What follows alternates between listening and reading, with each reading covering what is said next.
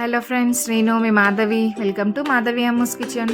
ఈరోజు ఎంతో టేస్టీగా ఉండే క్రాబ్ ఫ్రై ఎలా చేయాలో చూద్దాము. దీనికోసం అయితే ముందుగా స్టవ్ పైన ఒక పాన్ పెట్టుకొని దాంట్లో కొద్దిగంత ఆయిల్ వేసుకొని, ఆయిల్ అనేది వేడైన తర్వాత సన్నగా కట్ చేసుకున్న ఆనియన్స్ వేసుకొని ఫ్రై చేసుకోవాలి.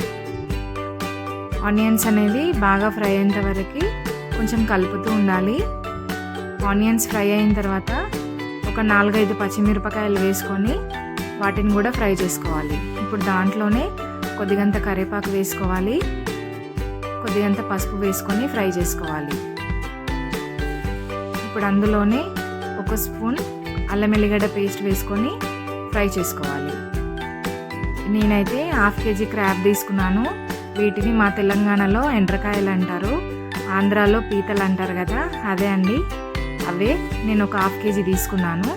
వాటిని బాగా నీట్గా వాష్ చేసుకొని దీంట్లోకి వేసేసుకోవాలి.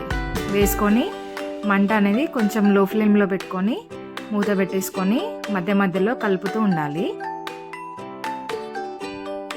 ఈ క్రాబ్ అనేది కొంచెం ఆయిల్లోనే బాగా ఫ్రై అవ్వాలి. సీ ఫుడ్ అనేది ఎప్పుడు చాలా తొందరగా ఫ్రై అవుతుంది. ఇప్పుడు దీంట్లో 1 స్పూన్ కారం, ఒక 1/2 స్పూన్ ఉప్పు, కొద్దిగంత మిరియాల పొడి వేసుకొని కలుపుకోవాలి.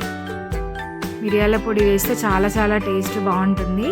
ఇప్పుడు అవి వేసుకున్న తర్వాత ఒకసారి మూత పెట్టేసుకొని కలుపుకోవాలి. ఒక 5 నిమిషాల తర్వాత మళ్ళీ చూస్తే కొంచెం ఫ్రై అవుతుంది కదా. ఇప్పుడు దాంట్లో కొద్దిగంత అంటే ఒక 1/2 స్పూన్ గరం మసాలా, ఒక 1 స్పూన్ ధనియా పౌడర్ వేసుకొని కలిపేసుకోవాలి. ఇప్పుడు లాస్ట్లో సన్నగా కట్ చేసుకున్న కొత్తిమీరను వేసుకోవాలి. కొత్తిమీర వేసుకున్న తర్వాత ఒక్కసారి కలుపుకొని ఇంకా స్టవ్ అనేది ఆఫ్ చేసుకోవడమే. ఒక్కసారి ఎవరైతే తినరో ఒక్కసారి ఇలా ఫ్రై చేసుకొని తిని నాకు కమెంట్ చేయండి. చాలా టేస్టీగా ఉంటుంది ఈ క్రాబ్ ఫ్రై అనేది. Thanks for watching this video.